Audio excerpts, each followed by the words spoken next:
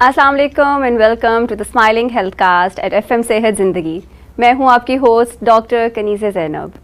आज हमारा टॉपिक है हार्ट हेल्थ। आज हम दिल के मसलों के बारे में बात करेंगे और हमारे साथ the very special cardiologist doctor Mohammad Farhan मौजूद हैं, who is practicing at CMH Lahore. अस्सलाम वालेकुम। वालेकुम सलाम। Thank you so much for taking out the time. Welcome madam. कैसे हैं आप डॉक्टर फरहान? अल्लाह का शुक्र है, आप कैसी हैं? मैं बिल्कुल ठीक ठाक। जब भी कोई दिल का मसला होता है मेरे माइंड में सबसे पहले एक ही कार्डियोलॉजिस्ट आता है, वो हैं आप।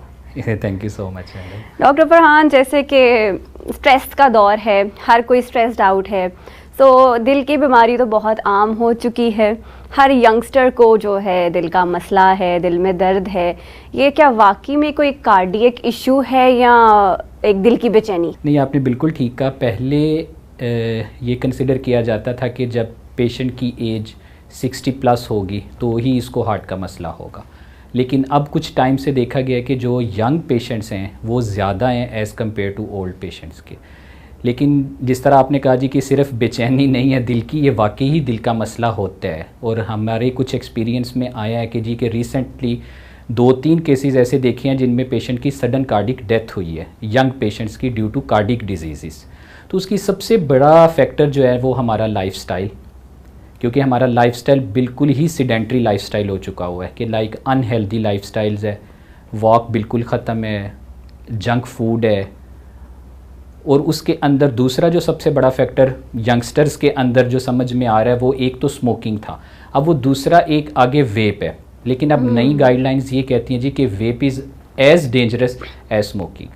तो smoker patients, unhealthy lifestyles, unhealthy eating food, तो ये सारे कंट्रीब्यूटिंग फैक्टर्स होते हैं जो आपको हार्ट डिजीज़ करते हैं। और यंग पेशेंट्स के अंदर कभी भी चेस्ट पेन के साथ पेशेंट्स आए तो ये कंसिडर नहीं करना कि इसकी एज यंग है तो इसको हार्ट का मसला नहीं हो सकता। वो वाकई ही हो सकता है हार्ट का मसला, अनटिल अनलेस के वो प्रूव्ड किसी कार्डियोलॉजिस्ट से कर लेता है जी कि ये नॉन कार्डिक पेन है या नॉन कार्डिक इशू है। जैसे हमारी सोसाइटी में अमूमन अगर किसी छोटे बच्चे को या किसी यंगस्टर को दिल में दर्द होती है या कोई बेचैनी होती है तो उसको इग्नोर कर दिया जाता है, निगलेक्ट कर दिया जाता है कि अभी तो इसकी ये उम्र ही नहीं है कि इसको कोई हार्ट का मसला हो सकता है।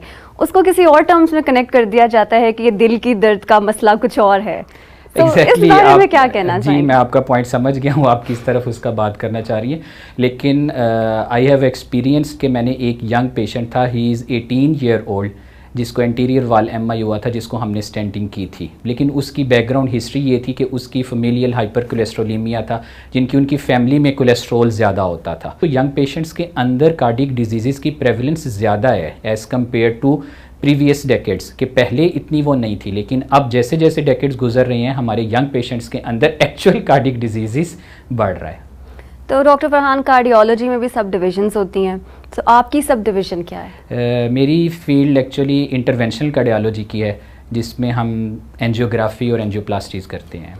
तो अगर हम एंजियोग्राफी और एंजियोप्लास्टी की बात करें, ये एक बिल्कुल समझ लें एक नॉर्मल टर्म्स हैं जो कि इमरजेंसी में सुनने को मिलती है कि अगर कोई पेशेंट इमरजेंसी में हार्ट पेन के साथ आता है तो एंजियोग्राफी तो इमीडिएट लिख दी जाती है कि आप एंजियोग्राफी करवाएं। तो एंजियोग्राफी और एंजियोप्लास्टी, इन दोनों में फ़र्क क्या है? सबसे पहले बेसिक फ़र्क दोनों में ये है कि एंजियोग्राफी एक टेस्ट है। एंजियोग्राफी में हम कोई ट्रीटमेंट नहीं देते पेशेंट को। ये 10 से 15 मिनट का एक टेस्ट होता है जिसमें एक कैथीटर हार्ट तक जाता है, उसमें एक स्पेशल किस्म की दवाई दी जाती है और हम हार्ट की आर्टरीज़ को देखते हैं। इसको सिंपल एंजियोग्राफी कहते हैं। अब उस एंजियोग्राफी के दौरान जब हम आइडेंटिफाई करते हैं कि किस आर्टरी के अंदर कहाँ पे डिजीज़ है, उसको जो हम ट्रीट करते हैं उस ट्रीटमेंट को हम एंजियोप्लास्टी कहते हैं। जहाँ तक आपका क्वेश्चन था कि पेशेंट इमरजेंसी में जाता है तो उसको फ़ौरन से ही एंजियोग्राफी कह दी जाती है। बेसिकली उसको हम अपनी ज़ुबान के अंदर प्राइमरी PCI बोलते हैं। जनरली पहले जब इतनी एडवांस टेक्नोलॉजीज़, इतने एक्सपर्ट्स नहीं होते थे तो नॉर्मली हम जब पेशेंट हार्ट अटैक के साथ आता था तो उसको हम मेडिकली ही ट्रीट करते थे। लेकिन अब उसको हम ट्रीट करते हैं प्राइमरी PCI की फॉर्म में कि फ़ौरन पेशेंट जब एक्यूट MI के साथ आया उसकी फ़ौरन एंजियोग्राफी की, एंजियोग्राफी करके उसको फ़ौरन स्टेंट डाल दिया। क्योंकि जब हार्ट अटैक होता है तो आर्टरी बंद होती है, जब आर्टरी बंद होती है तो वो हार्ट को नीचे ब्लड सप्लाई नहीं पहुंचा रही होती, तो वो हार्ट जितना टाइम गुजरता जाएगा हार्ट आर्टरी बंद हुए हुए उतना नीचे हार्ट डैमेज होता रहेगा। तो हम जितना जल्दी उसको स्टेंट डाल के उसका फ्लो रिस्टोर करेंगे उतना नीचे हार्ट डैमेज होने से बचाएंगे। तो अगर कोई पेशेंट हॉस्पिटल में जाता है जिसको एक्यूट एमआई की सेटिंग में है, तो वहाँ पे प्राइमरी पीसीआई की फैसिलिटी अवेलेबल है, डॉक्टर्स अवेलेबल हैं, तो वो ऑफ़र करते हैं, तो हमेशा हमें उसको एक्सेप्ट करना चाहिए, क्योंकि वो एक लाइफ सेविंग प्रोसीजर होता है। अगर हम टाइमली एंजियोप्लास्टी प्राइमरी पीसीआई कर लें तो बड़े सारे ऐसे पेशेंट्स होते हैं जिनको हार्ट डैमेज होने से बच जाता है और वो प्राइमरी पीसीआई के बाद अपनी नॉर्मल लाइफ गुजार रहे होते हैं। लेकिन ज़्यादातर जो मैंने देखा भी है और अपनी सराउंडिंग्स में सुना भी है कि जब पेशेंट्स इमरजेंसी में जाते हैं, उनको एंजियोग्राफी या स्टंट्स डालने के लिए कहा जाता है, तो पेशेंट घबरा जाते हैं। एक तो पहले ही वो कार्डियक पेन में होते हैं, ऊपर से वो एंजियोग्राफी और स्टंट्स का नाम सुन के और स्ट्रेस में आ जाते हैं, और बहुत से ऐसे पेशेंट्स हैं जो ट्रीटमेंट लिए बगैर ही चले जाते हैं। कितना ये एक ख़तरनाक चीज़ है कि आप इसको निगलेक्ट करके you are walking out.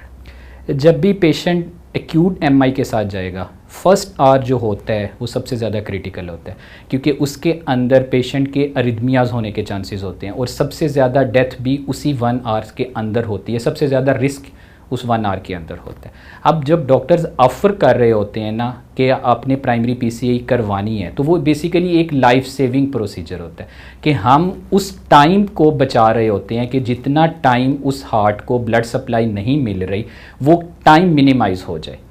Basically मकसद ये होता है जी कि हम फ़ौरन उसकी एंजियोप्लास्टी करके उसको स्टेंट डालें कि हम हार्ट को नीचे से प्रिजर्व करें, बजाय इसके कि हम उसको वेट करते रहेंगे, हार्ट नीचे से डैमेज हो गया, खुदा न खासा अगर इरिवर्सिबल डैमेज हो जाता है हार्ट का, हम नेक्स्ट डे या उससे नेक्स्ट डे जी विलिंग दे देते हैं जी कि अब हमारी एंजियोप्लास्टी कर दें। अगर उस वक्त स्टेंट कर देते हैं हम नीचे हार्ट से नीचे से इरिवर्सिबल डैमेज हो चुका हुआ है, तो फिर शायद उतना फ़ायदा हम एंजियोप्लास्टी से ना ले सकें जितना हम फर्स्ट आवर्स जब पेशेंट इमरजेंसी में जाता है, अगर उस दौरान प्राइमरी पीसीआई करें उससे हम ले सकते हैं। ओके। और अगर किसी को घर में हार्ट पेन, एक इमीडिएट अटैक हो रहा है, अटैक नहीं कहूँगी, एक इमीडिएट पेन, तो घर बैठे क्या ट्रीटमेंट लेना चाहिए?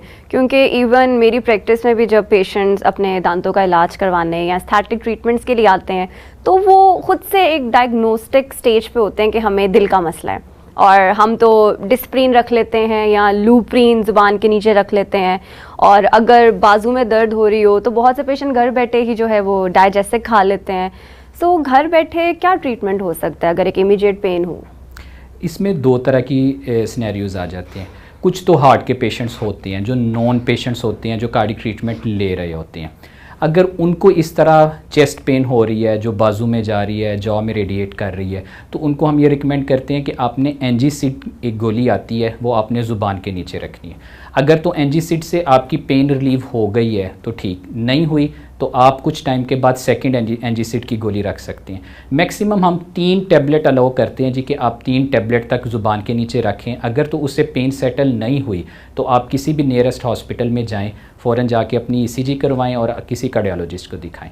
अब दूसरी सिनेरियोज़ के अंदर पेशेंट ऐसा है जो पहले कभी कार्डियक पेशेंट नहीं है, अगर उसको इस तरह की पेन शुरू हो गई है, चेस्ट पेन है, इसमें पेन में भी आगे डिफरेंस आ जाता है ना, कि लाइक जिस तरह चेस्ट में अंदर हैवीनेस आ रही है जो बाजू में जा रही है, रेडिएट कर रही है, जॉ के अंदर जा रही है, और पेशेंट के रिस्क फैक्टर्स भी लय हैं कि लाइक डायबिटीज़ भी है, हाइपरटेंशन भी है, स्मोकर भी है, या मल्टीपल और उसके कोमॉर्बिड्स हैं, तो पेशेंट फ़ौरन एंजीसिड की गोली ज़ुबान के नीचे रखे। लेकिन वो वेट नहीं करेगा जी कि मैं सेकंड या थर्ड टैबलेट के ऊपर जाऊंगा, वो फ़ौरन किसी नियरेस्ट हॉस्पिटल में जाए और जाके अपनी ईसीजी करवा के अपने कार्डियोलॉजिस्ट को दिखाए। क्योंकि हो सकता है, क्योंकि उसको पहले कोई कार्डियक डिजीज़ नहीं है, खुदा ना खासा हो सकता है कि उसको एक्यूट एमआई चल रहा हो उस वक्त, तो हम अगर 3 टैबलेट तक वो वेट करता रहेगा तो वो वही जो बात मैंने पहले की थी, वो अपना टाइम वेस्ट करता रहेगा। जो नॉन कार्डियक पेशेंट होते हैं उनको तो हम ये रिकमेंड करते हैं जी कि आप एंजीसिड की गोली रख के वेट कर सकते हैं 3 टैबलेट तक। लेकिन जो कार्डियक पेशेंट नहीं है, अगर उनको इस तरह का पेन हुआ है तो आपने एक एंजीसिड की गोली ज़ुबान के नीचे रखनी है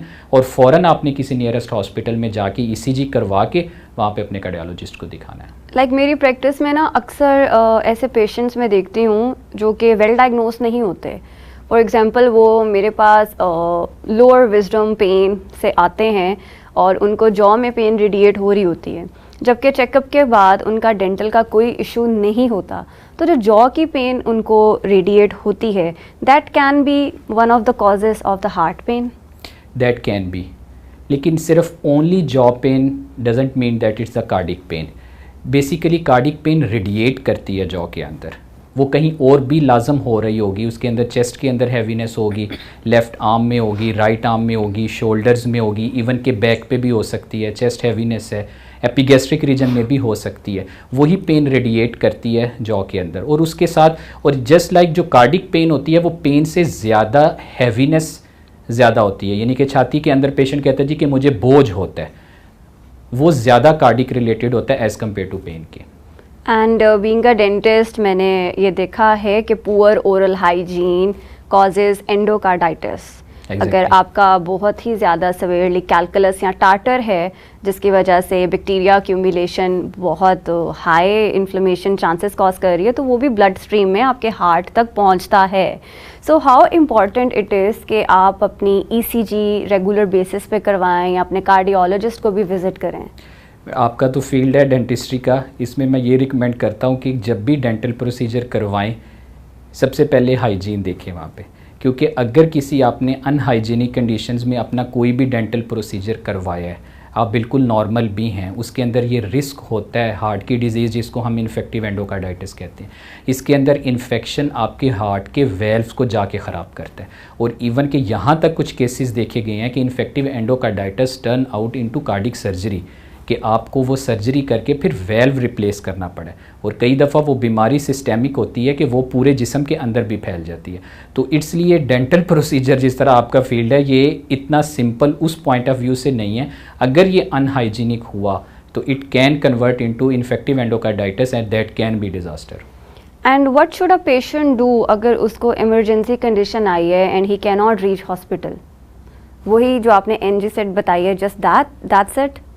या अगर कुछ सिवियर हार्ट की कंडीशन आ रही है that he is near to get heart attack और वो हॉस्पिटल तक नहीं पहुंच सकता, तो उसके लिए भी कोई इमरजेंसी ट्रीटमेंट है जो हर घर में मौजूद होनी चाहिए? उसके अंदर ये है कि अगर एक पेशेंट्स नॉन कार्डिक पेशेंट्स है, उसको पता है कि उसको कार्डिक पेन हो रही है, एक एंजीसिड की गोली रखी, उसे पेन सेटल नहीं हुई और नियरेस्ट हॉस्पिटल में नहीं है, उसमें फिर ये एक डिस्प्रिन की गोली हम ये कहते हैं कि आपने च्यूई करनी है, उसको ज़ुबान के नीचे नहीं रखना और ना ही आपने उसको निगलना है। आपने इसको जिस तरह च्युइंगम च्यूब करते हैं उस तरह आपने च्यूब करके इसको डिस्प्रिन की गोली को लेना है।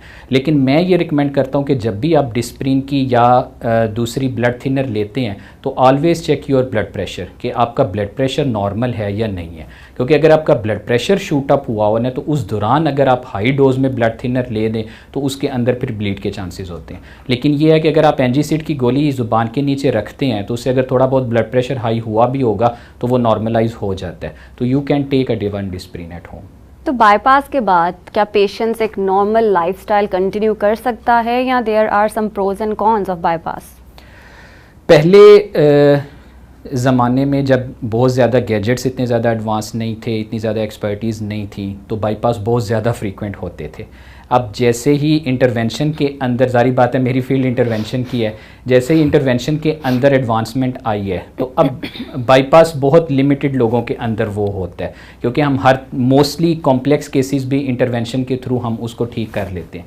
लेकिन जो केसेस ऐसे होते हैं कि जिनके अंदर गाइडलाइंस कहती हैं जी कि बाईपास रिकमेंडेड है और फर्स्ट लाइन और ट्रीटमेंट ऑप्शन बाईपास ही है, तो उन पेशेंट्स का जब बाईपास होता है तो बाईपास के बाद you can live a normal life. ये नहीं है कि आपकी लाइफ चेंज हो जाएगी, उसमें आपने मेडिसिन अपनी रेगुलर लेनी है और थोड़ी सी अपनी लाइफस्टाइल मॉडिफिकेशन करनी है एज़ कम्पेयर टू प्रीवियस, लेकिन ये है कि you can live your normal life. एक बहुत नॉर्मल क्वेश्चन जो कि मुझे सराउंडिंग से भी सुनने को मिलता है कि बचपन से ही जो है वॉल्व बंद है या दिल में सुराख है, तो इसका क्या ट्रीटमेंट है?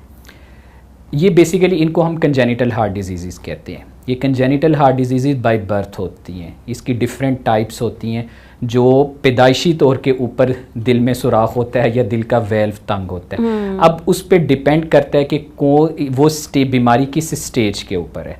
कई दफ़ा वो ऐसी स्टेज के ऊपर होती है या इस जगह के ऊपर होती है कि हम उसको नॉर्मल रूटीन के ऊपर ही चलने देते हैं कि कई दफ़ा वो सुराख खुद भी बंद हो जाते हैं।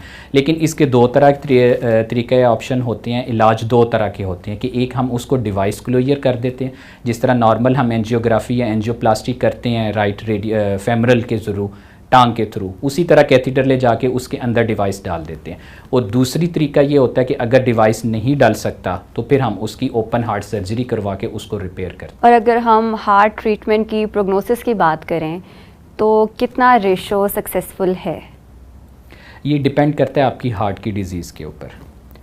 जिस तरह हम बड़ा कॉमनली डील करते हैं इस्केमिक हार्ट डिज़ीज़ के अंदर, जिन पेशेंट्स को हार्ट अटैक होता है, हार्ट अटैक के बाद पेशेंट टाइमली एंजियोग्राफी हो जाती है, स्टेंट डाल जाता है, या टाइमली बाईपास हो जाता है, या अगर मेडिकल ट्रीटमेंट के ऊपर है तो पेशेंट रेगुलर मेडिसिन खाता रहता है, तो वो अपनी नॉर्मल लाइफ गुजारते रहते हैं। दूसरी कंडीशंस ऐसी होती है जिसके अंदर हम हार्ट फेलियर जिसको कहते हैं, हार्ट फेलियर की प्रोग्नोसिस अलग होती है, इस्केमिक हार्ट डिजीज़ की प्रोग्नोसिस अलग होती है। लेकिन अगर हार्ट फेलियर वाला पेशेंट्स भी अपनी लाइफस्टाइल मॉडिफिकेशन करता है, अपनी लाइफस्टाइल को उसके मुताबिक एडजस्ट कर लेता है और मेडिसिन रेगुलर खाता रहता है, तो उसमें भी वो अपनी नॉर्मल लाइफ गुजारते रहते हैं। जनरली हमने देखा है जी कि कार्डिक डिजीज़ के अंदर प्रोग्नोसिस अच्छा होता है एज़ कम्पेयर टू बाकी फील्ड के अंदर। और अगर हम बाकी मेडिकल कंडीशंस की बात करें तो ऐसी कौन सी मेडिकल डिजीज़ेज़ हैं जिनकी बेसिस पे पेशेंट को जो है वो रेगुलर कार्डियोलॉजिस्ट को भी विज़िट करना चाहिए? मेन जो उसके रिस्क फैक्टर्स हैं कि अगर पेशेंट को डायबिटीज़ है, अगर सिर्फ डायबिटीज़ पेशेंट है, डायबिटिक पेशेंट है और उसको ऐसा कोई नहीं है, लेकिन उसको अपने कार्डियोलॉजिस्ट को लाजम दिखाना चाहिए। हाइपरटेंसिव पेशेंट को लाजमी कार्डियोलॉजिस्ट को दिखाना चाहिए। जिन पेशेंट्स की ओबेसिटी है उनको कार्डियोलॉजिस्ट को दिखाना चाहिए।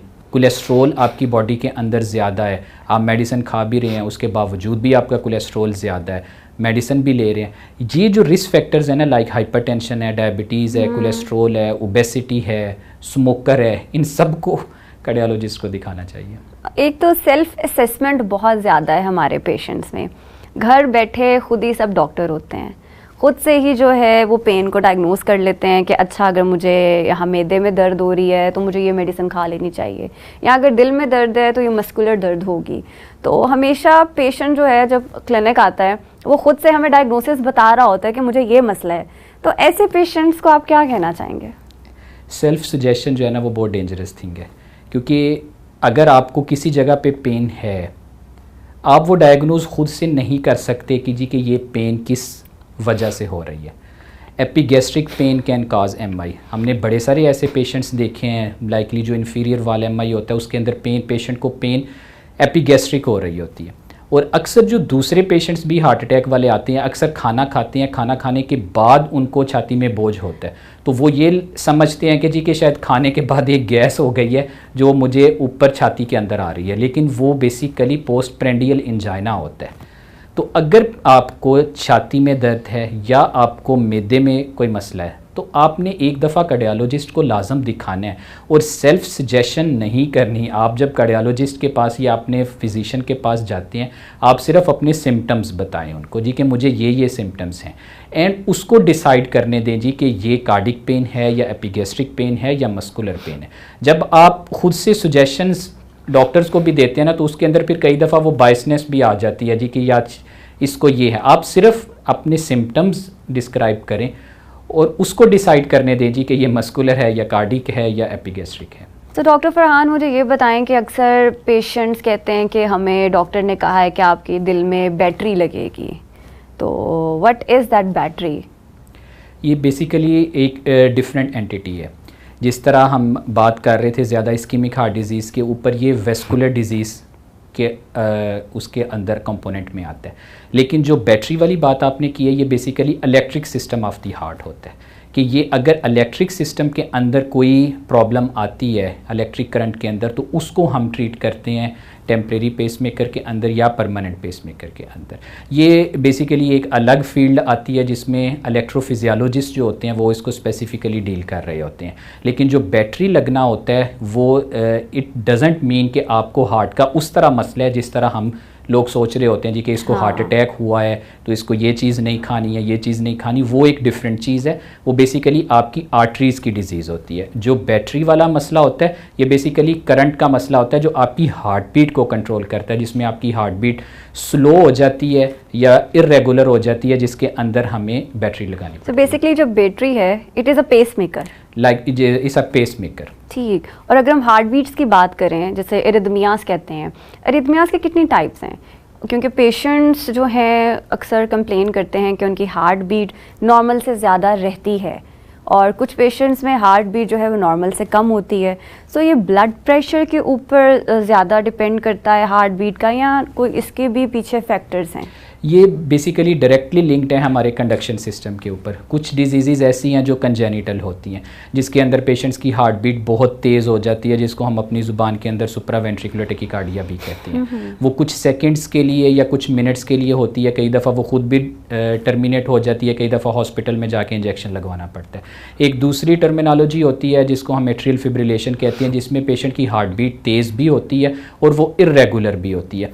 उसके मल्टीपल फैक्टर्स होते हैं। वो इस्कीमिक हार्ट डिजीज़ की वजह से भी वो एट्रियल फिब्रिलेशन हो सकती है। कोई अदर रिस्क फैक्टर्स हैं, इलेक्ट्रोलाइट इम्बैलेंस है, हाइपोक्सिया है, उसके मल्टीपल रीजंस होते हैं वो वाले अरिदमियाज़ होने के। तो अरिदमियाज़ कुछ ऐसे अरिदमियाज़ होते हैं जो डायरेक्टली हमारे इस्कीमिक हार्ट डिजीज़ जो हार्ट अटैक होता है उससे रिलेटेड होते हैं। कुछ अरिदमियाज़ ऐसे होते हैं जो टोटली इनसे डिफरेंट होते हैं। तो हर एक अरिदमियाज़ को फिर उसके मुताबिक ट्रीट करते हैं। पहले तो अरिदमियाज़ को हम इमरजेंसी ट्रीट करते हैं, उसके बाद फिर उसकी अंडरलाइंग कॉज देखते हैं कि अंडरलाइंग कॉज या तो ईपी स्टडी के थ्रू हम उसको डायग्नोज करके उसको ट्रीट करते हैं, और अगर उसकी इस्कीमिया कॉज है तो फिर हम अंडरलाइंग इस्कीमिया को ट्रीट करते हैं। Thank you so much, that was very informative. कोई मैसेज जो आप कार्डियक पेशेंट्स को देना चाहें? कार्डियक पेशेंट्स के लिए सिर्फ एक ही मैसेज है कि अपनी मेडिसिन ना छोड़ें, क्योंकि जिस तरह मेरी फील्ड इंटरवेंशन की है कि हम स्टेंट डालते हैं, स्टेंट के बाद पेशेंट को माइंड में ये होता है जी कि अब मैंने स्टेंट डाल दिया, मुझे मेडिसिन की ज़रूरत नहीं है।